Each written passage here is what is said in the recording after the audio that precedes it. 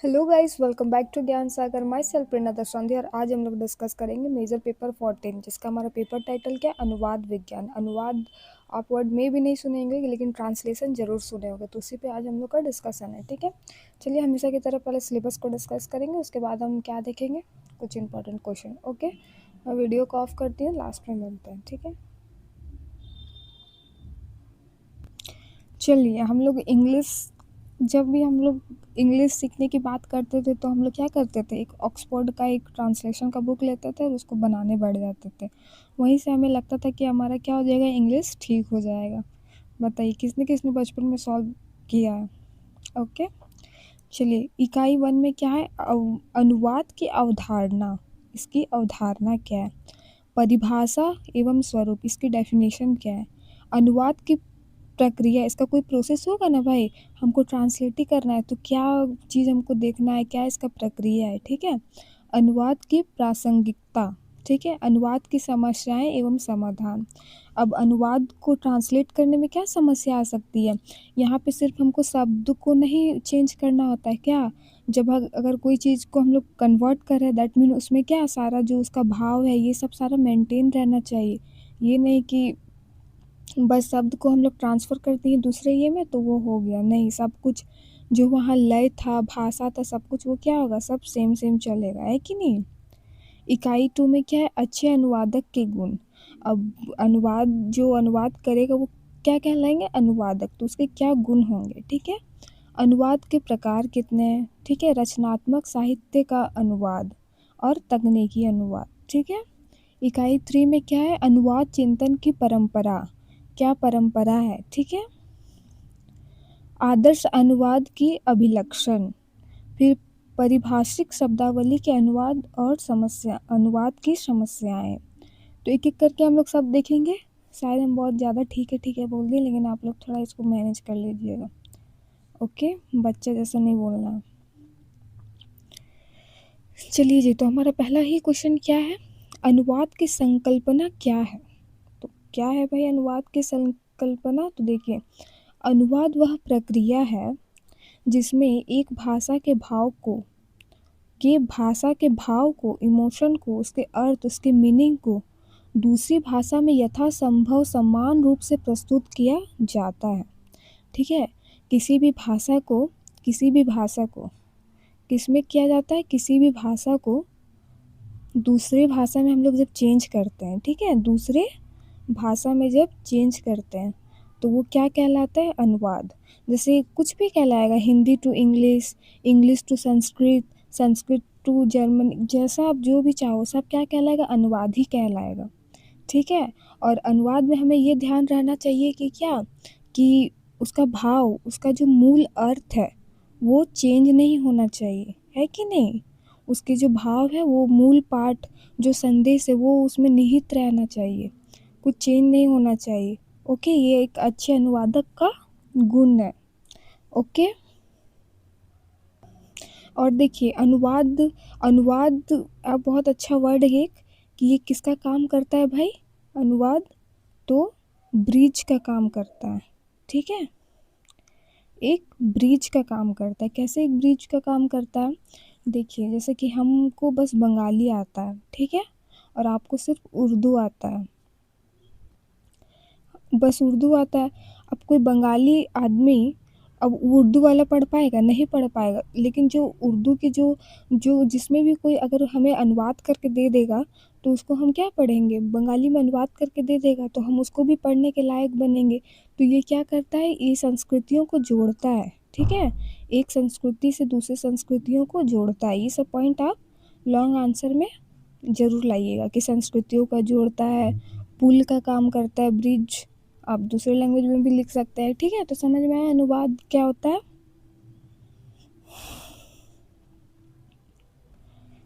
चलिए दूसरा क्वेश्चन क्या है हमारा, कि अनुवाद की सबसे स्वीकृत परिभाषा किस पर आधारित है?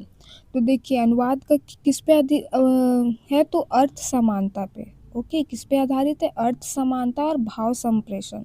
ठीक है, ये चेंज नहीं होना चाहिए, स्थिर रहना चाहिए, अदरवाइज उस अनुवाद का कोई फ़ायदा नहीं होगा, मिसकम्युनिकेशन हो जाएगा, है कि नहीं? चलिए, वो मतलब इमोशंस नहीं आएगा उसको पढ़ते वक़्त। अनुवाद की प्रक्रिया का प्रथम चरण क्या है? तो अनुवाद का जो प्रोसेस है उसका फर्स्ट स्टेप क्या है? तो स्रोत भाषा के पाठ को ठीक प्रकार से समझना अनुवाद प्रक्रिया का पहला चरण है, ठीक है? अब एक नया वर्ड आ गया भाई साहब कि स्रोत भाषा क्या है? तो स्रोत भाषा क्या है? जो हमारा जो फर्स्ट लैंग्वेज है, जैसे हमको हिंदी टू इंग्लिश कन्वर्ट करना है, ठीक है? हिंदी टू इंग्लिश कन्वर्ट करना है, तो ये हमारा क्या होगा? स्रोत भाषा होगा, ठीक है? कौन सा भाषा होगा? स्रोत भाषा। और ये क्या होगा? लक्ष्य, ठीक है? याद रहेगा, ये स्रोत होगा, ये लक्ष्य होगा। तो जो लक्ष्य भाषा में जिसको कन्वर्ट करेगा जो अनुवादक, उसको तो पहले ये पढ़ना पड़ेगा ना। ऐसे ही तो नहीं ना कि हम भले हमको ट्रांसलेशन आता है लेकिन हम करेंगे तो क्या हो जाएगा? वो फीलिंग नहीं आएगा, उसको पहले हमको समझना पड़ेगा, है कि नहीं? आप खाली वर्ड उसको राम को, जैसे कि कोई ऑनेस्टी को आप ईमानदारी लिख देते हैं तो बस ये नहीं होता, वो पूरा भाव आना चाहिए। खाली वर्ड का खेला नहीं है यहाँ पे, ठीक है? तो हमें क्या होगा? पहले से स्रोत भाषा को पूरे अच्छे तरीके से समझना होगा, उसका ज्ञान होना चाहिए। ये नहीं कि हमारा बस लक्ष्य भाषा अच्छा है तो हम किसी का मदद लेके हम कर देंगे पूरा कन्वर्ट, तो आप नहीं कर सकते। आपको दोनों भाषा इक्वली आना चाहिए, ठीक है? 4th नंबर में हमारा क्या है? आधुनिक युग में अनुवाद की प्रासंगिकता क्यों बढ़ी है? तो क्यों बढ़ी है भाई आधुनिक युग में? तो देखिए, ज्ञान विज्ञान तकनीक और वैश्विक संपर्क के विस्तार के कारण अनुवाद की प्रासंगिकता भी बढ़ी है। तो जो हमारे अभी जो ज्ञान विज्ञान तकनीक है, टेक्नोलॉजी है, तो वैश्विक संपर्क मतलब ग्लोबल वर्ल्ड पे, ठीक है? ये नहीं कि इंटर वर्ल्ड खाली भारत पे, विश्व के बाहर, विश्व की नहीं, हमारे इंडिया की, ठीक है? चलिए 5 नंबर, अनुवाद की प्रमुख समस्या कौन सी है? तो क्या प्रमुख समस्या है भाई?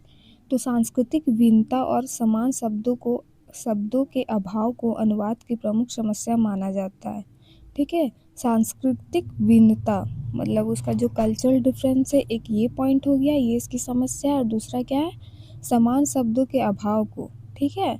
जो हमारा जैसे कि ऑनेस्टी को हम ईमानदारी बोलते हैं, फिर वो लोग क्या बोलते होंगे, मतलब इसका अभाव, बस एक एग्जाम्पल दे रहा है, ठीक है? उसको प्रॉपर वर्ड नहीं मिलेगा तो ये क्या हो गया? एक समस्या हो गया। क्योंकि हम लोग ट्रांसलेशन का मतलब क्या जानते हैं कि उसका वर्ड भी नहीं चेंज होना चाहिए, भाषा नहीं, वर्ड भी नहीं चेंज होना चाहिए, उसका भाव भी चेंज नहीं होना चाहिए। अब हम यूनिट 2 करेंगे कि एक अच्छे अनुवादक का क्या गुण है, ठीक है? चलिए, एक अच्छे अनुवादक का प्रमुख गुण क्या है? तो स्रोत भाषा और लक्ष्य भाषा दोनों पर समान अधिकार होना अच्छे अनुवादक का प्रमुख गुण है, ठीक है? क्या है? स्रोत भाषा, जैसे अभी हम बताए ना, स्रोत भाषा और लक्ष्य भाषा क्या होता है, दोनों क्लियर है, ठीक है? दोनों पर समान अधिकार। चलिए, ठीक है? तो समझ में आया कि दोनों पर क्या होना चाहिए? समान अधिकार होना चाहिए, दोनों को तो उसको समझना चाहिए पहले। अब बोलेगा कि जो मान लीजिए कोई ब्रिटिश है और हिंदी वाला को इंग्लिश में वो चेंज कर रहा है, तो ऐसा नहीं है कि हिंदी में उसको कुछ कमी लगेगा हमारे लिखावट पे, तो वो उस पे एक्स्ट्रा ऑर्डिनरी कुछ अपने से ऐड करके वो ये कर देगा, तो ये भी एक अच्छे अनुवादक का गुण नहीं है, अपना कुछ नहीं मिलाना है, ठीक है? चलिए, शब्दानुवाद किस प्रकार का अनुवाद है? तो शब्दानुवाद किस प्रकार का अनुवाद है? तो शब्दानुवाद वह अनुवाद है जिसमें शब्द दर शब्द रूपांतरण किया जाता है, ठीक है? 3rd नंबर में क्या है? भावानुवाद का मुख्य उद्देश्य क्या है? तो इसमें क्या हो जाएगा? इसमें मूल भाव, उसका भाव चेंज नहीं होना चाहिए, जैसे शब्द में शब्द नहीं होना चाहिए, तो भावना में क्या होना चाहिए? भावनावाद का उद्देश्य मूल भाव और संवेदना को सुरक्षित रखना है। सुरक्षित रखना है मतलब आपको मेंटेन रखना है, ठीक है? कहीं पे भी ऊपर नीचे आपको ग्राफ गिरना नहीं चाहिए, एकदम कांस्टेंट चलना चाहिए कि हाँ, यहाँ जितना 10% हमको यहाँ पे वो लिखा है तो हम भी 10 ही % का ऐसा करेंगे कि दूसरे तक पहुँचे। 4th नंबर, रचनात्मक साहित्य के अनुवाद में किस तत्व का विशेष ध्यान रखा जाता है? तो रचनात्मक साहित्य के अनुवाद में शैली, भाव और सौंदर्य बोध का विशेष ध्यान रखा जाता है। रचनात्मक साहित्य के अनुवाद में किसका ध्यान रखा जाता है? शैली का, भाव का और सौंदर्य बोध, ठीक है? 5 नंबर में हमारा क्या है, तकनीकी अनुवाद में किस प्रकार की परिभाषा का प्रयोग होता है। तो तकनीकी अनुवाद में किसका होता है, तकनीकी अनुवाद में पारिभाषिक और सटीक भाषा का प्रयोग किया जाता है। इतना यहाँ पे कुछ नहीं, कॉम्प्लेक्स नहीं, क्या सटीक सरल। ओके, यूनिट 3 है। अनुवाद चिंतन की परंपरा, आदर्श अनुवाद और पारिभाषिक शब्दावली की समस्या। 1 में क्या, अनुवाद चिंतन। चलिए पहला क्वेश्चन क्या, अनुवाद चिंतन की परंपरा का संबंध किससे है। तो अनुवाद चिंतन की परंपरा अनुवाद सिद्धांत और विचारधारा से संबंधित है। किससे, तो अनुवाद सिद्धांत और विचारधारा से संबंधित है। ठीक है। आदर्श अनुवाद की पहली विशेषता क्या मानी जाती है। तो क्या है भाई, एक आइडियल अनुवादक, एक आइडियल ट्रांसलेटर। क्या है आइडियल, मतलब क्या, जो सारे रूल को फॉलो करेगा, है कि नहीं। देखिए, आदर्श अनुवाद में मूल पाठ के अर्थ की पूर्ण रक्षा की जाती है। एक आदर्श अनुवाद क्या करेगा, मूल पाठ, जो उसका मूल पाठ है उसका क्या करेगा, मूल पाठ की पूर्ण रक्षा करेगा। ठीक है, उसका मूल पाठ चेंज नहीं होना चाहिए, भाव चेंज नहीं होना चाहिए। आप ये भी ऐड कर सकते हैं। ठीक है। 3rd नंबर, आदर्श अनुवाद में भाषा कैसी होनी चाहिए। तो आदर्श अनुवाद में भाषा सहज, प्रवाहपूर्ण और स्वाभाविक होनी चाहिए। पारिभाषिक शब्दावली के अनुवाद की सबसे बड़ी समस्या क्या है। तो समानार्थक शब्दों की कमी पारिभाषिक शब्दावली की सबसे बड़ी समस्या है। ठीक है, समानार्थक शब्द नहीं मिल पाते हैं, उसके कारण क्या हो जाती है, हमारी समस्या हो जाती है। ठीक है। 5 नंबर, पारिभाषिक शब्दों में अनुवाद का उपयुक्त समाधान क्या है। तो अब इसका समाधान क्या है भाई, तो मानकीकृत शब्दावली का प्रयोग पारिभाषिक अनुवाद का उपयुक्त समाधान है। ये आपका 1 नंबर में पूछ सकता है, तो ये याद रहना चाहिए। पारिभाषिक शब्दों का इसमें क्या समाधान है, तो मानकीकृत। ठीक है। अब हमारे लॉन्ग क्वेश्चंस आएंगे। ठीक है, तो चलिए एक एक करके देखते हैं। हम लोग को बेसिक समझ में आ गया कि अनुवाद क्या है, स्रोत क्या है, लक्ष्य भाषा क्या है, ये सब हम लोग को बेसिक क्लियर है, तो हम आराम से इसको कर सकते हैं। ठीक है, अब हम उतने बड़े हो गए हैं, समझदार हो गए। अनुवाद की अवधारणा, परिभाषा एवं स्वरूप पर प्रकाश डालिए। अनुवाद की अवधारणा का मूल आशय है एक भाषा में निहित भाव, विचार और अर्थों को दूसरी भाषा में इस प्रकार प्रस्तुत करना कि मूल पाठ की आत्मा सुरक्षित रहे। ये तो बहुत ध्यान में, ये बहुत ज़रूरी है ना कि हमारे मूल पाठ को हम बचाते हुए चले, कहीं अर्थ का अनर्थ ना हो जाए, या फिर ऐसा वर्ड हम यूज़ कर दे, चाहे ऐसा भाव उसमें ना दिखे कि उसका जो वो चीज़ दिखाना चाहता था स्रोत भाषा, वो हमारे लक्ष्य भाषा में दिख ही नहीं रहा है कि नहीं। तो अनुवाद केवल शब्दों का यांत्रिक परिवर्तन नहीं है, बल्कि एक सृजनात्मक, बौद्धिक और भाष्य प्रक्रिया। विभिन्न विद्वानों ने अनुवाद को अर्थ समानता, भाव संप्रेषण और सांस्कृतिक सामंजस्य से जोड़कर परिभाषित किया है। सांस्कृतिक सामंजस्य समझ रहे हैं ना, वही ब्रिज वाला। ठीक है। अनुवाद का स्वरूप बहुयामी होता है, जिससे भाषा, संस्कृति और संदर्भ और पाठक की भूमिका महत्वपूर्ण होती है। एक सफल अनुवाद वही माना जाता है जो मूल रचना के अर्थ, भाव, उद्देश्य के लक्ष्य भाषा में स्वाभाविक रूप से संप्रेषित कर सके। इस प्रकार अनुवाद भाषा संवाद का सशक्त माध्यम बनता है। कुल मिलाकर हमको इतना पता चल गया कि मूल पाठ चेंज नहीं होना चाहिए उसका, है कि नहीं। ऐसे नहीं, ऐसे ही होगा। मूल पाठ चेंज नहीं होना चाहिए, उसके बाद हमारा भाव चेंज नहीं होना चाहिए, है कि नहीं। तो यही सब आपको लिखना है, और क्या। चलिए अब अनुवाद की क्या प्रोसेस है उसको देखेंगे हम लोग। तो अनुवाद की प्रक्रिया एक सुव्यवस्थित और क्रमबद्ध कार्य है। ठीक है, सुव्यवस्थित है और क्या है, क्रमबद्ध है।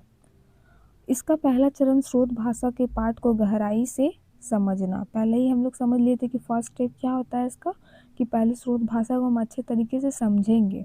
उसका भी व्याकरण उतना ही अच्छे से पता होना चाहिए जितना हम लक्ष्य भाषा को जानते हैं। ठीक है, जिसमें शब्दार्थ, भावार्थ और संदर्भ का विश्लेषण किया जाता है। दूसरे चरण में अर्थ विश्लेषण होता है। अर्थ विश्लेषण अब क्या होता है, पहला हम समझ गए क्या होता है कि स्रोत को उसको अच्छा से समझना पड़ेगा। दूसरा चरण में क्या होता है, अर्थ विश्लेषण। अब अर्थ विश्लेषण क्या होता है, जिसमें पाठक के सांस्कृतिक और भावनात्मक पक्षों पर ध्यान दिया जाता है। ठीक है, किसमें ध्यान दिया जाता है? सांस्कृतिक और भावनात्मक पक्षों पर। मतलब वो अगर उससे ज़्यादा ऑब्सेस्ड है तो ये नहीं कि वो उसी के बारे में ज़्यादा लिखने लगा, वो अपना इंडिविजुअल तर्क वहाँ पे नहीं रखेगा। ठीक है, भाव पक्ष नहीं होगा। तीसरे चरण में लक्ष्य भाषा में उपयुक्त शब्दों और वाक्यों की संरचना का चयन किया जाता है। चौथा चरण है पूर्ण लेखन संशोधन का होता है। पूर्ण लेखन मतलब वो संशोधन मतलब कुछ गलती है तो उसका मॉडिफिकेशन। ठीक है, जिसमें भाषा सहज, भावपूर्ण और स्पष्ट बन सके। अंतिम चरण मूल्यांकन का होता है। इतना करने के बाद हम क्या करते हैं? इवैल्यूएशन के लिए डालते हैं कि इज इट करेक्ट और नॉट। ओके, जिसमें यह देखा जाता है कि अनुवाद मूल पाठ में कितना निकट है, मतलब कितना % छूट रहा है कि नहीं। इस प्रकार अनुवाद प्रक्रिया धैर्य, भाषा ज्ञान और विवेक की मांग करती है।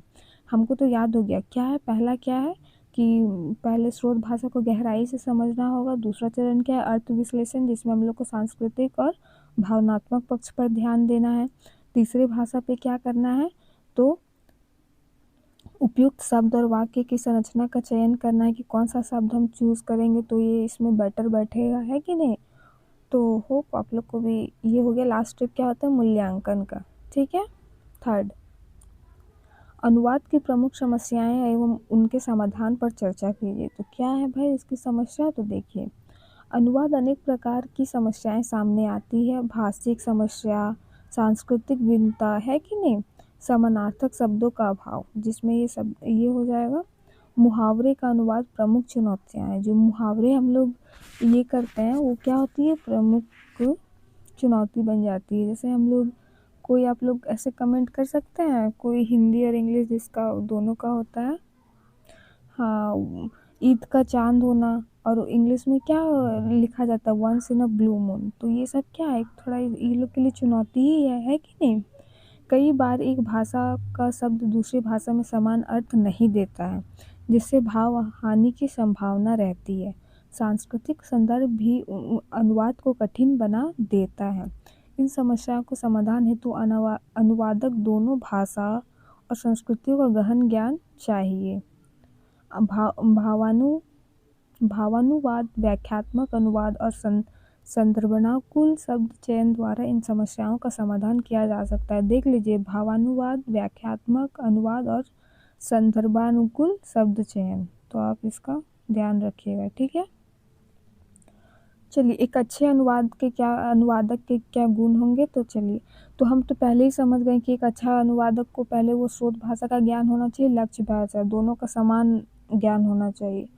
पढ़ते हैं, एक अच्छा अनुवादक वही होता है जिसे स्रोत भाषा और लक्ष्य भाषा दोनों पर समान अधिकार हो। ठीक है। उसे व्याकरण, शब्दावली, शैली का गहन ज्ञान होना चाहिए। इसके साथ सांस्कृतिक समझ, संवेदनाशील और सृजनात्मक दृष्टि भी आवश्यक है। ये नहीं कि हाँ, रिकॉर्डर जैसे नहीं होता है, हम लोग गूगल में करते हैं कि तुरंत डाले उससे तुरंत ये हो गया, ऐसे नहीं। उसको सांस्कृतिक, उसको कल्चर का भी समझ होना चाहिए कि वो क्या लिखा है कि नहीं। संवेदनशीलता होना चाहिए। मनुष्य को कभी भी संवेदन शून्य नहीं होना चाहिए, उसका अस्तित्व ही खत्म हो जाता है कि नहीं। और सृजनात्मक दृष्टि से भी आवश्यक है। अच्छा अनुवादक मूल लेखक की भावना, उद्देश्य को समझकर उससे लक्ष्य भाषा में व्यक्त करता है। एक जो अच्छा अनुवादक होगा उसका क्या करेगा? ऐसा हो जाएगा क्या वर्ड टू वर्ड वो मैच करेगा, एक ही साथ लिखेगा तो उसका ऑटोमेटिक उसमें आ जाएगा, वो भाव नहीं आएगा। उसको अपने से भी उसको समझना होगा कि वो जो लिखे हैं, पहले जो अनुवादक रह जो वो लिखे हैं उनका क्या मूल भाव है, उस चीज़ का मूल पाठ क्या है, उसको पहले उनको समझना पड़ेगा, तभी वो कर पाएंगे, है कि नहीं। कहाँ तक पहुँचे? धैर्य, अध्ययनशीलता और नियंत्रण अभ्यास से प्रमुख गुण है। वह शब्द को पीछे छिपे अर्थ को पहचानता है। वहाँ जो वर्ड यूज़ हुआ है वो क्यों यूज़ हुआ है, सरकाज़्म के लिए हुआ है या फिर ट्रू में वही लिखा हुआ है, ये आपको क्या करना पड़ेगा? हिडन को समझना पड़ेगा उसके। ठीक है। और यांत्रिक अनुवाद से बचता है। इस प्रकार अनुवाद की योग्यता की ही अनुवाद की गुणवत्ता को निर्धारित करती है। चलिए, अनुवाद एक प्रमुख प्रकारों का संक्षिप्त विवेचन कीजिए। इसके क्या प्रमुख प्रकार है भाई? तो देखिए, अनुवाद कई प्रकार के माने गए। शब्दानुवाद में शब्द दर शब्द अनुवाद किया जाता है कि नहीं। अगर वो शब्दानुवाद है तो हम वर्ड को ध्यान में रखेंगे, उससे ऊपर नीचे नहीं होंगे, एज इट इज़ हमको उसको ट्रांसलेट करना होगा, ठीक है। और जब भावानुवाद होगा तो क्या होगा कि हम वर्ड को थोड़ा बहुत इधर उधर कर सकते हैं, लेकिन भाव सेम होना चाहिए, ठीक है। में मूल भाव को प्राथमिकता दी जाती है। मुक्त अनुवाद में अनुवादक को स्वतंत्रता प्राप्त होती है। एक हो गया शब्दानुवाद, भावानुवाद और मुक्त अनुवाद। मुक्त अनुवाद में क्या होगा, वो फ्री है, ठीक है। फ्री है, किससे फ्री है? तो अनुवादक को स्वतंत्रता प्राप्त होती है। रचनात्मक साहित्य का अनुवाद कलात्मक शैली पर आधारित है। ये कलात्मक है, वो चाहे ऐड कर सकता है चाहे कुछ थोड़ा बहुत, ठीक है। तकनीकी अनुवाद में वैज्ञानिक और पारिभाषिक शब्दों को शुद्धता आवश्यक होती है। और देखिए इसमें क्या है, वैज्ञानिक और पारिभाषिक में क्या होना चाहिए, शुद्धता होना चाहिए, है कि नहीं। पता चला एक्सपेरिमेंट ही गलत हो रहा है। इन सभी प्रकारों के उद्देश्य अलग अलग होते हैं। मूल पाठ के अर्थ को सुरक्षित रखना होता है। उचित अनुवाद प्रकार का चयन पाठ की प्रकृति पर निर्भर करता है। शब्दानुवाद, भावानुवाद समझ में आ गया। मुक्त अनुवाद। क्वेश्चन नंबर 6, रचनात्मक साहित्य में अनुवाद की विशेषताओं पर प्रकाश डालिए। तो चलिए, रचनात्मक साहित्य में के अनुवाद में भाव, कल्पना, शैली और सौंदर्य बोध का विश्लेषण होता है।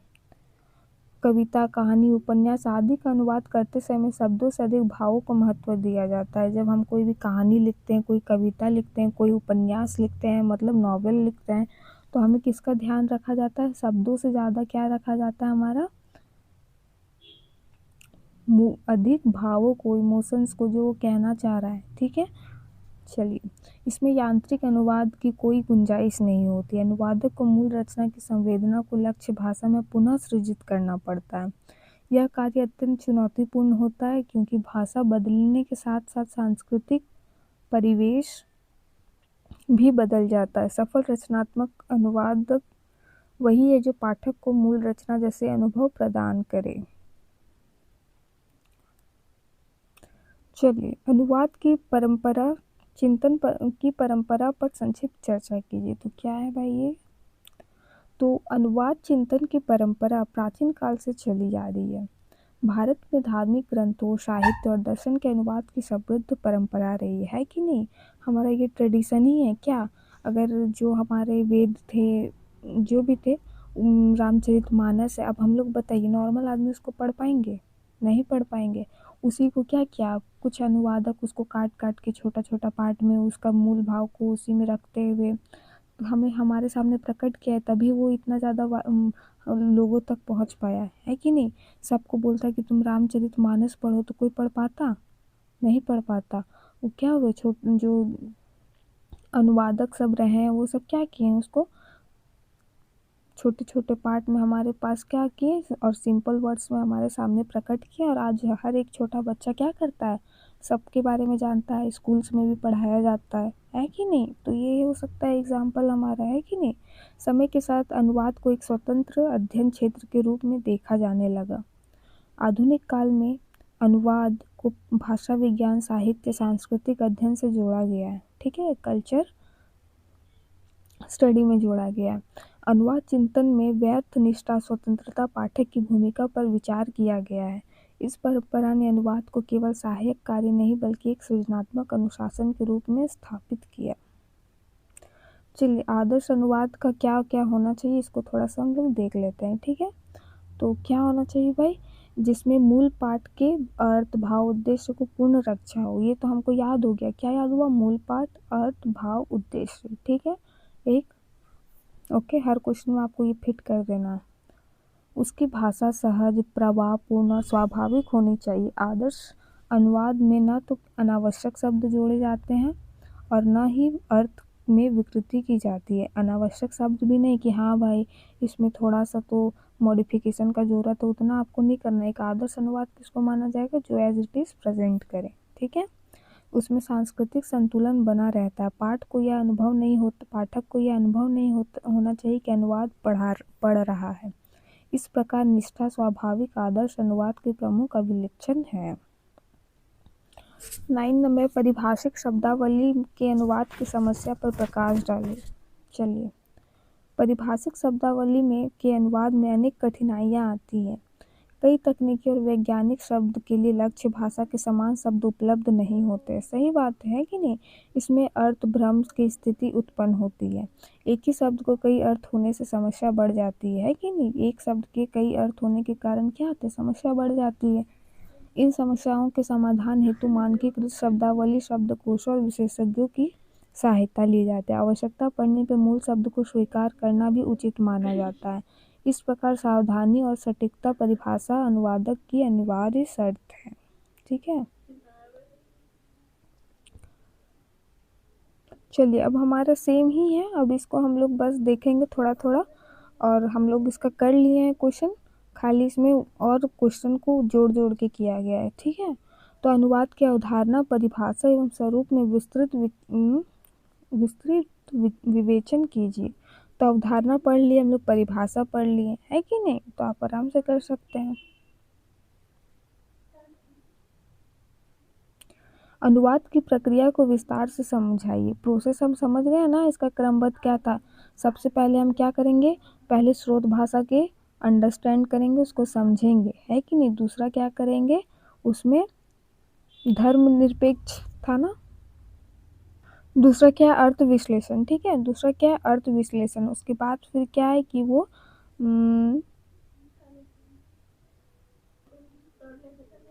तीसरा चरण क्या है, लक्ष्य भाषा में रूपांतरण का होता है। ठीक है, फिर चौथा चरण क्या है, पुनर्लेखन, फिर से लिखता है। अंतिम चरण में क्या आता है, मूल्यांकन किया जाता है, कितना सही है कितना गलत है। ओके, अनुवाद की प्रासंगिकता, प्रमुख समस्या एवं उनके समाधान पर विस्तृत चर्चा कीजिए। तो एक मानकीकृत का वर्ड आया था, तो इसमें हमको वो यूज करना है कि नहीं। अब चलिए, एक अच्छे अनुवादक के क्या गुण होते हैं कि उसके मूल भाव को, उद्देश्य को, भाव को, सबको संजो के रखे, उसको बाहर न जाने दे, है ना। ठीक है,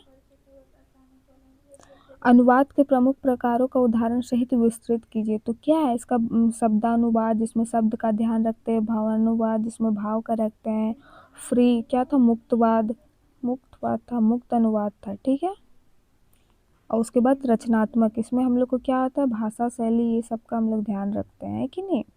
थर्ड में क्या है, रचनात्मक साहित्य के अनुवाद और तकनीकी अनुवाद की विशेषताओं में तुलना करते हुए विवेचना कीजिए।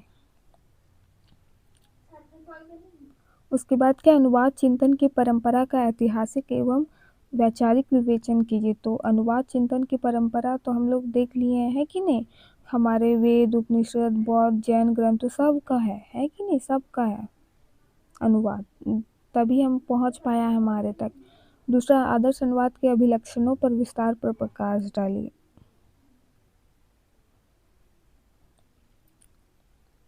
कुल मिलाकर एक ही क्वेश्चन पूछ रहा है कि नहीं, बैलेंस बना के लोग को चलना चाहिए। परिभाषिक शब्दावली के अनुवाद की समस्याओं एवं उनके समाधान पर विस्तार से चर्चा कीजिए। चलिए, इतना था। Thank you for watching, have a nice day. आप लोग का अच्छे से एग्ज़ाम जाए। थोड़ा सा लेट से आया वीडियो, बट इट्स ओके, थोड़ा सा मेरा तबीयत ख़राब हो गया था। ठीक है, तो चलिए, ओके, आप लोग अच्छे से पढ़िए। Okay, bye.